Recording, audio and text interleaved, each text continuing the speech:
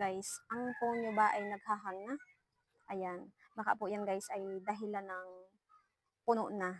Baka akala lang natin yung mga inan-install natin ng mga apps dati ay natanggal na, pero hindi po yun. Nasa phone pa rin po natin yun kahit naka-uninstall na.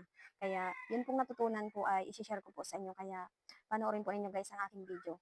Pupunta po tayo sa apps na Play Store. Tara. Itap lang po natin guys itong Play Store. At pagdating natin dito guys sa Play Store ay pindutin natin ang profile. At pagdating natin dito sa profile ay pindutin natin itong manage app and device.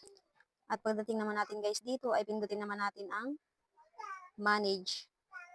At pagdating natin dito guys ay pindutin naman natin ang this device. At pagdating natin dito, pindutin natin itong nasa baba na not installed. At ito na nga po guys yung ating mga inan-install na mga apps dati pa. Naakala lang natin ay na-delete na natin sa ating phone pero hindi pa po pala yan natatanggal. Naka-uninstall lang po yan pero nasa phone pa rin po natin yan. At itap lang po natin yung mga box na yan para para ma-check lahat yan.